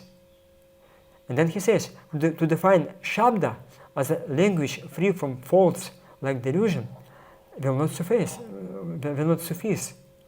That definition is inadequate because everyone thinks his own opinion free from delusion and the other such faults, and that leaves us no way to ascertain the relative value of different opinions. If you see that, it's language which is free from faults, such as delusion, and then somebody may say, okay, what I speak is the absolute truth, and then somebody also says that what I speak is the absolute truth, and we have no foundation how we can judge. So that's why it's not a proper definition of the Shabda. And then he says that another reason this definition is inadequate is that it would make verbal testimony, which is necessary, is acquired through the senses, dependent of another means of knowing. And this would divest verbal testimony of its authority. So Jiva Goswami is going to explain that Vedas, it should be swapramanya. Swapramanya means that it's self-evident. Like he's given an example of the sun. When sun rises, you shouldn't try to find it. Is it really sun or not? Like to put on light in your mobile phone and try to see, okay, is this sun or not sun? Is it proper sun or not proper sun? No, sun is already self-effulgent, self-manifesting. Therefore, if you take any other pramana or evidence to make Vedas true, to prove that Vedas are true, it will mean that you make this pramana higher than Vedic pramana, like common sense or your sense perception or logic and so on. So Srila Jiva Goswami, he speaks that in this way Vedas becomes dependent of your understanding. Okay, I don't like what Vedas says. I think it's not proper. Like it doesn't make any sense. Therefore, you put your own opinion higher than Vedic knowledge. So that's why he says that in this way, Veda's authority diminishes. It becomes subordinate to your opinion. So therefore, you won't be able to prove the authority of the Vedas otherwise by the Vedas itself. And therefore, he says that Vedas are superhuman. And he says, therefore, the Shabda, the mean, to indicate here, is that which everyone studies to become learned, and by which anyone, upon understanding it, can become learned in all subjects. So this is the highest knowledge, which is effective, not just something abstract, but it's practical. It actually can help you to achieve success in all areas of knowledge. It imparts the ultimate wisdom that purifies sensory perception and the other means of knowing. It is the Shabda self-manifest since time immemorial, the total corpus of authoritative statements, the basis of all traditional knowledge. So he says that Vedas, they are eternal. It's not like Purusheya, some person had written some books and it became the source of knowledge. No, he says that Vedas, they are beyond time and space. They always existed. They can manifest at some particular point of time through some sage, but still they are always existent. They are coexistent with the Supreme Lord. Then he says, this Shabda is none other than the revealed scripture known as the Vedas, the eternally manifest verbal expression that has no human author and that appears with no beginning in time from the cause of all, the personality of Godhead. It appears from him again and again at the beginning of each cycle of creation. The Vedas are presumed free from such faults as delusion and must always be accepted as authoritative by those who want to receive the instructions of the Lord, the generator of all. The Vedas are the infallible means for correct knowledge, and it is by the mercy of the Supreme Lord that some people accept them. These fools, with hearts hardened by faulty logic, reject them. What can be done to dispel the misfortune of such fools? They have no means for acquiring reliable knowledge. And he says that actually Vedas, they are spiritual. There is some things as perfect knowledge, which is not different from Supreme Lord, which is coming from Him, which is the mercy given by Krishna to us. Like in Chaitanya Charitamrita it is said that Maya Mukta Jivanahi Svatah Krishna Jnana Jivere Kripaya Kola Krishna Vedapurana. Maya Mukta, being illusioned by Maya, Jivanahi Svatah Krishna Jnana. The living entities, they cannot get by their own efforts knowledge about Krishna. And Jivere Kripaya, out of compassion to all living entities, Krishna Koila Vedapurana. Krishna gave us Vedas and Puranas. So this is the manifestation of the mercy of the Supreme Lord. And Jiva Goswami, he says that only very fortunate living entities, they can believe in the Vedas. It's not just something external that you start believing the Vedas. It's the mercy. It's already a great fortune that somebody accepts Vedas. And then he says that lest the fools who are trying to criticize Vedas stay in their own conclusions. We can only cry for their misfortune. So basically, Vedas are there.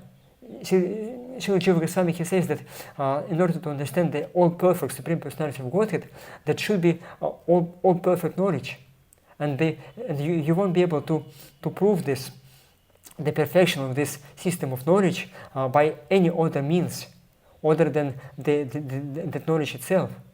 Otherwise, it's the other means will override the authority of this perfect system of knowledge. It will become not perfect. Your means by which you want to prove the perfection of this perfect system will be the perfect means. It will be higher than the Vedas. So that's why he says that there is such a system of thought which is called the Vedas, the corpus of Vedic knowledge. And to believe in Vedas is a great fortune. And somebody won't believe, and we can just cry for them, for their misfortune. You see, it's not a cheap thing to really believe the Vedas, because sometimes in the Vedas we see things which are contradictory to the logic or to our sense perception. Srila Prabhupada, he had such a full faith in the Vedas that when the American they landed the moon, he told that they were not in the moon, because we know what is there in the moon according to the Vedic literatures. This is the one of these Svarga Lokas, or the higher planetary systems, heavenly planets, and we see the descriptions what is there in the moon.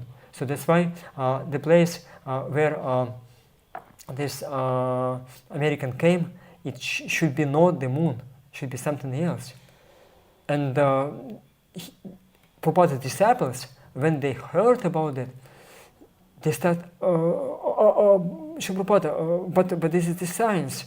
But how? But Prabhupada, he was very fixed. He told that no, it's not the science.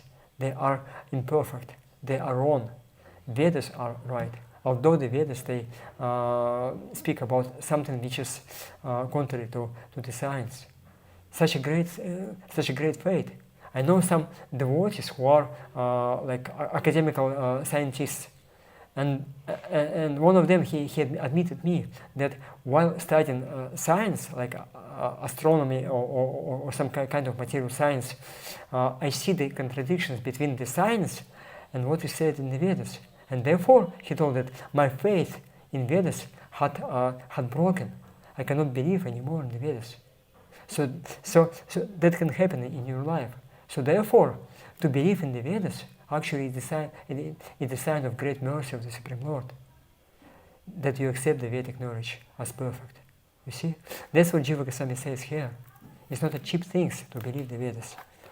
And then he says that, nor should we not also accept as authoritative such scriptures as those of medical science or Vedic knowledge, for they too were written under the direction of the Supreme Lord.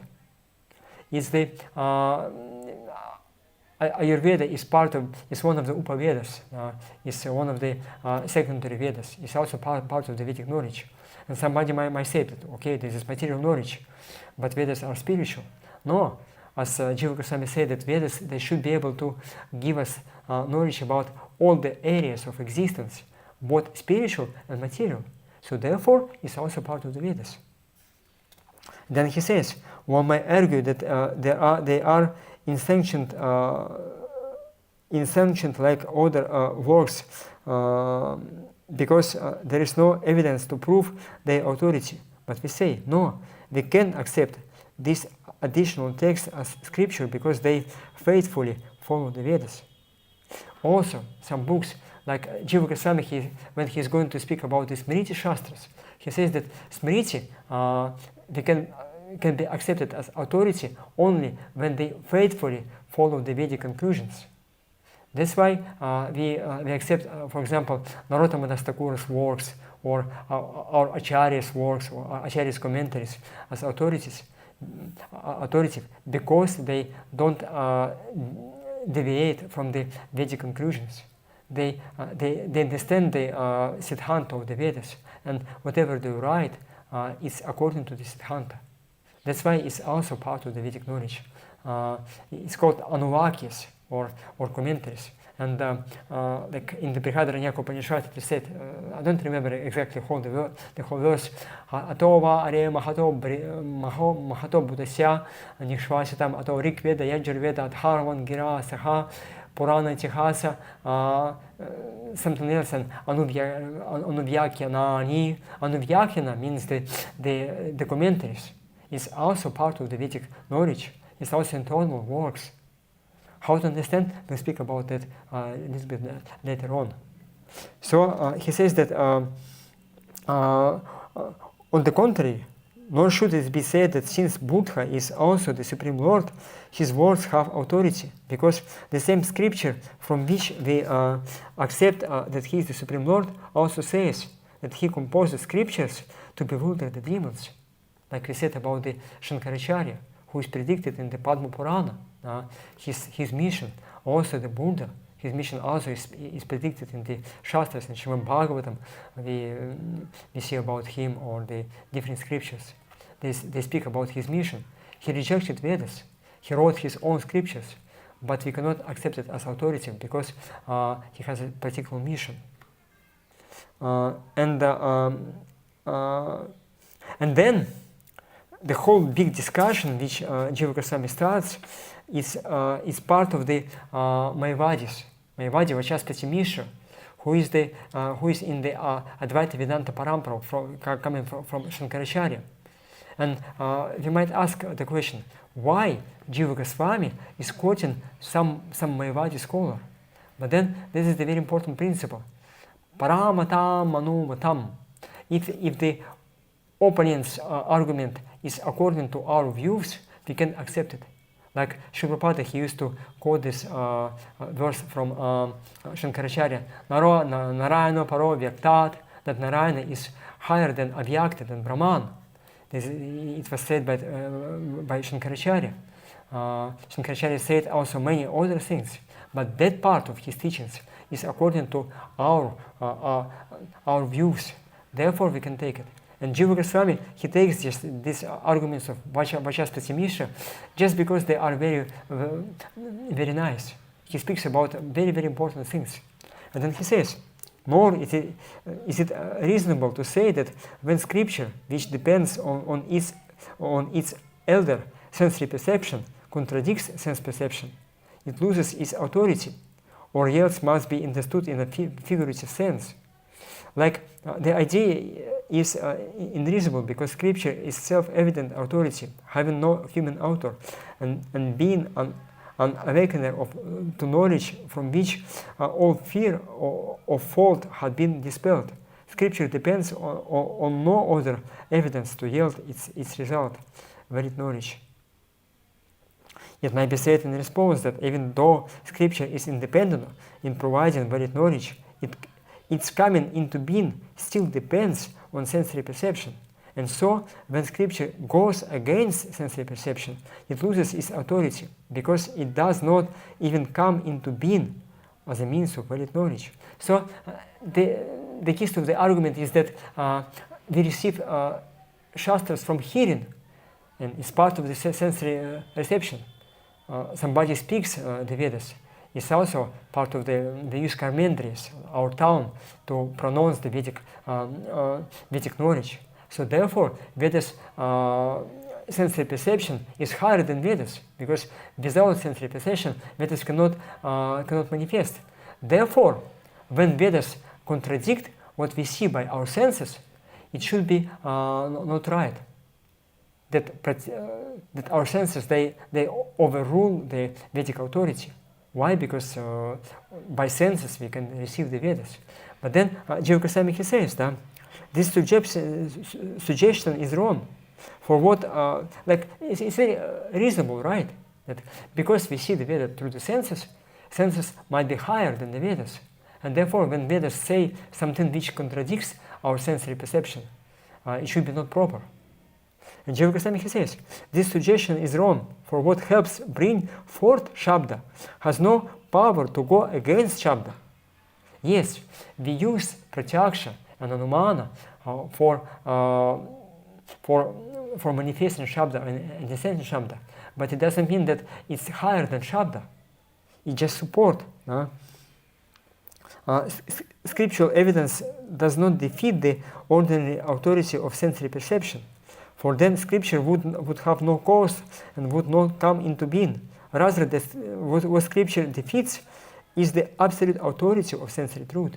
Yes, we say that, yes, that's proper, that you say that we receive Shabda through senses, but it doesn't mean that sensory perception is higher than Shabda. No.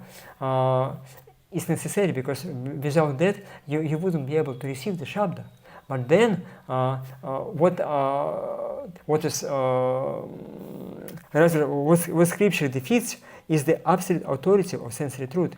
Yes, as we said, it has some scope of usage, but it's not the higher source of knowledge. And then he says, furthermore, it is not that sensory perception as an absolute authority gives rise to scriptural authority. Indeed, we see that true knowledge is sometimes brought forth even when ordinary sources of knowing that have no from ordinary sources of knowing that have no absolute authority. So Shabda can he says, for example, even though the shortness, length, and other features of phonemes are qualities foreign to them, when superimposed on phonemes, they become causes of definite understanding. Common people are certainly not mistaken when they understand from the words naga and naga the respective ideas of elephant and trees.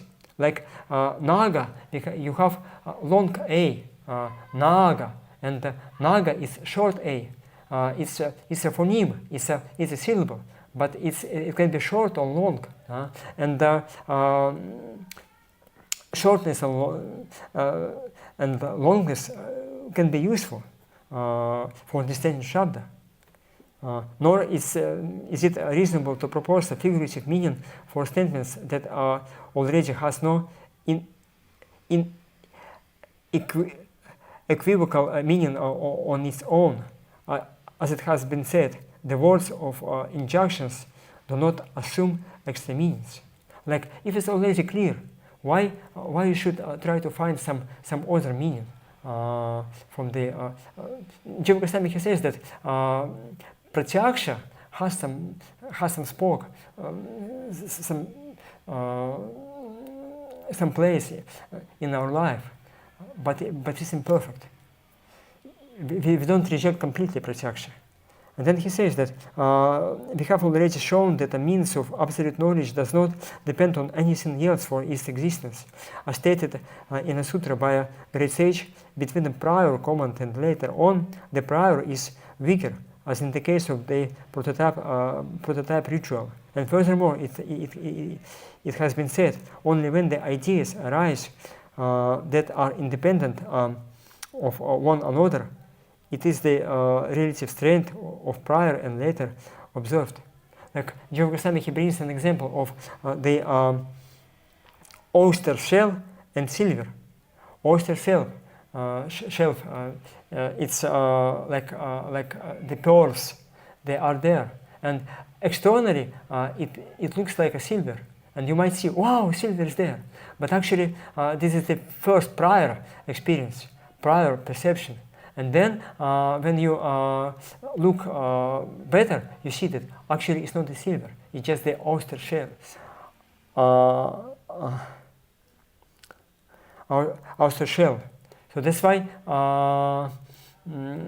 it's when you have sensory perception, you see something, but then you hear something from the Vedas which contradicts what you see.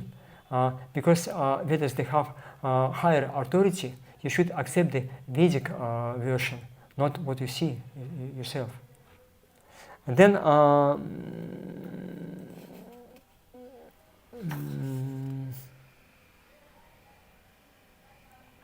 okay, maybe just a few more points I will make that what Sri Vaishnavas say is also very important things. The Vedas, unlike mundane sensory perception and so on, do not have only material illusion as their subject.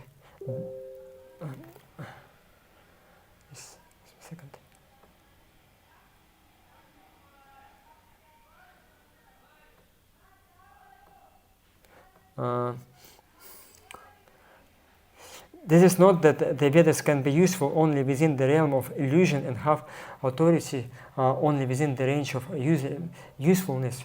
The Vedas have no human author. They are eternal. Suitable persons are always present to study them, because at no point does everyone become liberated at one time. Like somebody might say that, what is the use of the spiritual knowledge in the Vedas? Like sometimes people, they say that Vedas are irrelevant. You should speak about how to earn money, how to become free from diseases, like some minor things. But when you hear some statements from the Upanishads, Satyam Jnanam Anantam Brahma, about the absolute truth, just it's useful. But then Sri Vaishnavas from Ramanuja Sampradaya, they say that no, Vedas are useful because there are some people for whom only material activities is not enough, who wants to see something else, something superior. And therefore for them we see this part of the Vedas which are there, about the spiritual life, spiritual knowledge. And then he says that it will also be shown that even the Supreme Lord's companions, who by the grace have become transcendental to illusion, like the Lord himself, who are endowed with purely spiritual opulences and who are situated within themselves, still recite the Sama and other Vedas in the great ecstasy of devotional service, ecstasy superior even to the bliss of merging with Brahman. Wow, somebody might say that, okay, if you, like one part of the argument is that Vedas should be practical in material sense. Whatever is abstract, whatever is not relevant to the material activity, it should be rejected. But Sri Vaishnava, they say, no, there are people who are who have this desire to understand something more than material activities. And then he says that, okay, but then what about this material knowledge which is there in the Vedas about some material activities?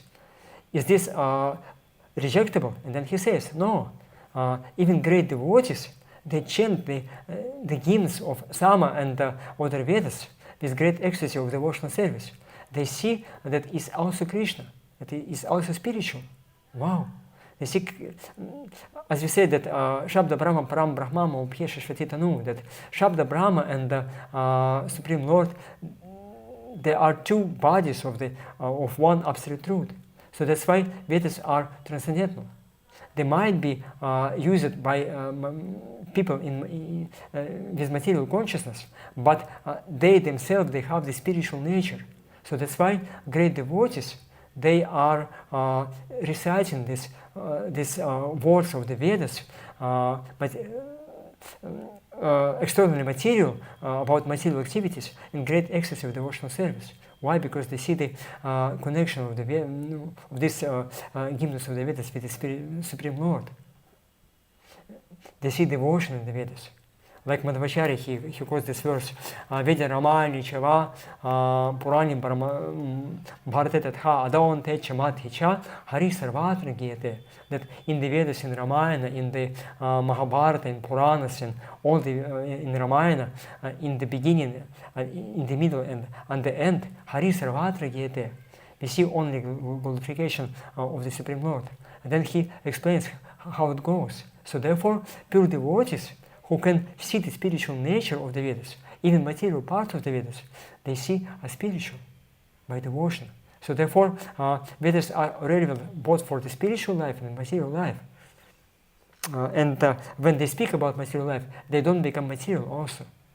It's the consciousness of the people with whom they approach. And it's one of the offenses of the holy name, the fourth offense, Shruti Shastra Ninda, which is to blame the Shastras, the scriptures. And Vishwanath Chakravarti Thakur, he especially explains that to blame the scriptures which order one to practice karma and jnana, we have to see the connection of the scriptures also with bhakti, how they are spiritual, otherwise you will commit an offense to the Supreme Lord. Then he says, and the divine personality of Godhead himself conforms to the regulation of his own Vedas when he repeatedly engages in such acts as creating the universe. So Krishna himself, he creates the universe not according to what he likes, but according to what is there in the Vedas. We may say that yes, Vedas is manifestation of his desires. That's why Krishna he makes himself subordinate to the Vedas. Wow! But there are those who think that the Vedas, like all else in duality, are concocted by human intelligence, not free from human authorship, and even to faults like delusion. To such persons, the Vedas have no authorities, even in establishing ordinary matters. Then on incoherent things, such said in a dream. The viewpoint of such persons is but another form of disbelief in the Vedas. So he says that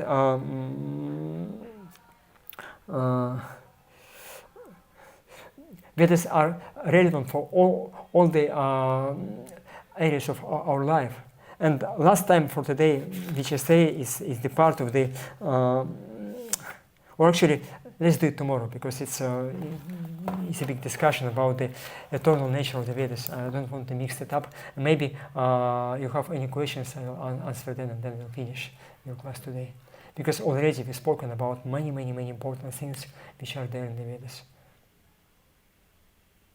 That's how Jiva Goswami, he proves that Vedas are not human. Like he said that in order to understand the all transcendental Supreme Lord, we need some transcendental means, non-human, like completely different from whatever we see. And then he, from different parts, like different sides, he explains, yes, this is the Vedas, this is the Vedas, this is the Vedas. They are transcendental, they are superhuman, they are useful, they can provide you the proper knowledge. They are the highest Shabda. And then he says that only those who have received the mercy of the Supreme Lord can believe the Vedas.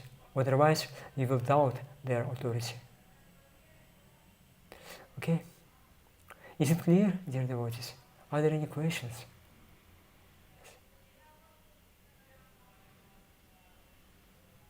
Because some other arguments are there, but just I don't want to mix it up right now because it's a big subject about the. No, anyway. Is it understood? Yes. Okay.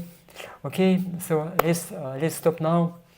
We'll continue on the Saturday. We'll have tomorrow one day off. So Srila Jiva Goswami, he's going to continue the same thought about the authority of the Vedas, and then he is going to speak about the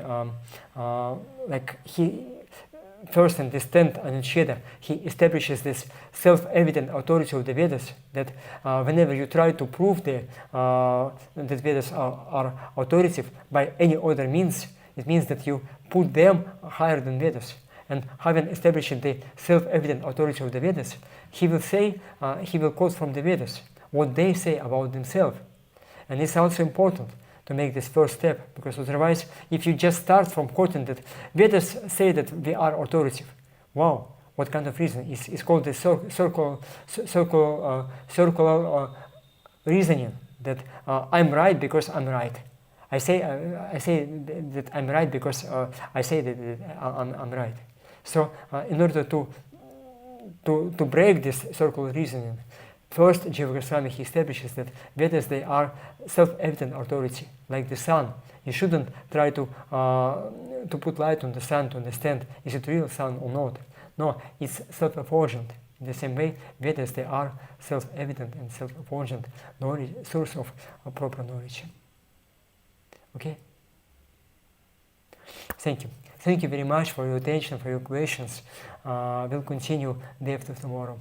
Grantaraj Shri Tattva-sandarbha ki jai, Srila Jiva Goswami Prabhupada ki jai, Srila Prabhupada ki jai, Sveta Bhakta Vrinda ki jai, Gaura Premanandi, Hari Hari Bol, jai.